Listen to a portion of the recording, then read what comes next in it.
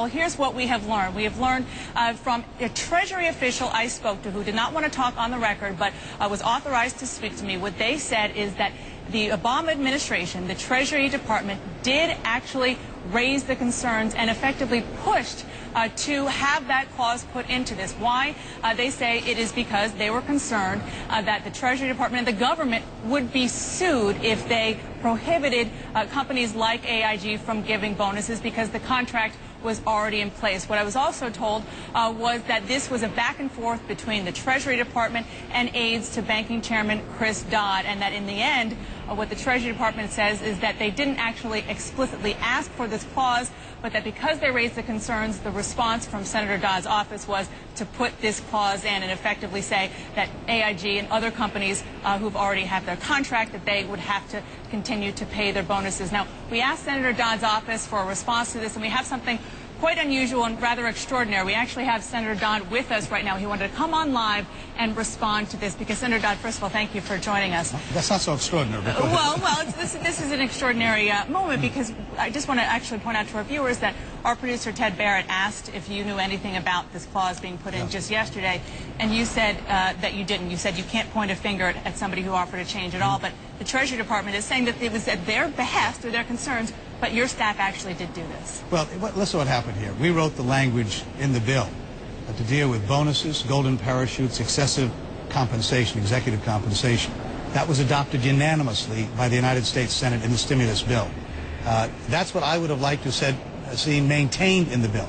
But for that language, there would have been no language in the bill to deal with any of this at all, including language that allowed them to reach back. The administration, it's been widely reported, had problems with that amendment, as others did as well. And they came and said, we'd like to modify that amendment. The alternative, frankly, was to have happened to my amendment what happened to the Wyden-Snowe amendment, and that is it be dropped altogether. I was vehemently opposed to that. I was not a conferee, didn't have a vote or a voice in that conference.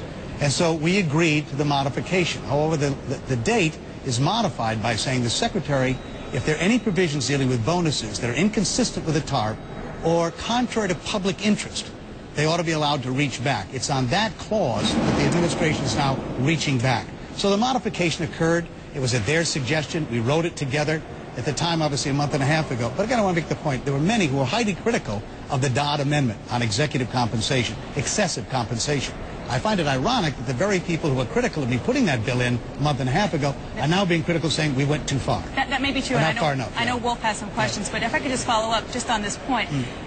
You were very adamant yesterday, that you didn't know how this change got in there, and now you are saying that your staff did work with the administration. Going back and looking, and obviously, and I apologize to Ted and so forth, but the date is only significant to the extent could it be modified. And the provisions being insisted upon, as even part of that discussion, was that the Secretary, if in fact the law was inconsistent with those bonuses or contrary to public interest, which I believe this is, and ironically, it's the administration relying on that section, which is using that as a means by which they can reach back and try to get at these bonuses, which I'm confident we will.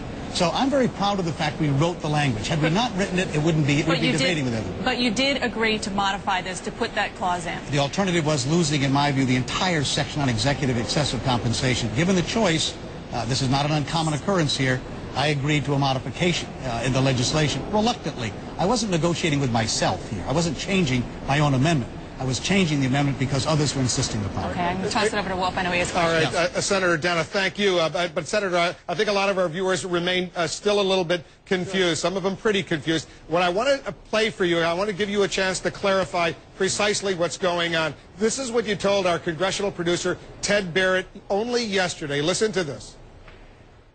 Because there's the suggestion today being made that you receive more money from AIG than any other senator, and that you were responsible for the February 11, 2009 date. And so just, again, I just want to get at the fact that you're saying you had nothing to do with that date. And there was nothing you were doing that was aimed at protecting AIG. Not at all, not in the slightest. Absolutely. Which has offices, this particular office in the state of Connecticut. Well, it does, but the point is, when that language left the Senate that I wrote, that was not included. All right, that was what you said yesterday, Senator. Right. So go ahead and explain a little bit more precisely what changed from yesterday to today. Well, going back and reviewing, obviously, looking at it. But the point I want to make to you, Wolf, is, again, I would have preferred we kept my language as it left the Senate unanimously. In fact, there were objections when I wrote the language even before it left the Senate. I didn't negotiate with myself with this amendment. I wasn't trying to change it on my own, obviously. As been pointed out by Dana, you had the administration had expressed reservations about the amendment. They came to us and asked for modifications in the amendment. The alternative was, of course, losing the amendment entirely, which was a possibility. I didn't want to see that happen. I suspect we'd be having a conversation tonight about why we didn't include some language in here to deal with bonuses, golden parachutes, and the like.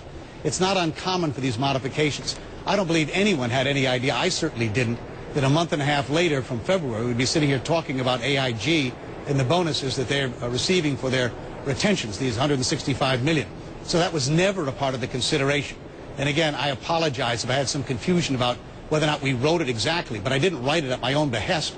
I was being sought out and asked to modify this, with the alternative, quite candidly, being losing the amendment itself. In fact, even a few days after that, you may recall that the administration suggested they were probably going to have to come back and maybe modify this even further. And again, as I said a moment ago, there were those who were highly critical. In fact, the last month, I've been highly criticized by many for including this kind of language in the bill at all. It's somewhat ironic, as I said, that the very people who are critical of me putting in the language are now being critical that we weren't restrictive enough. So. Well, so just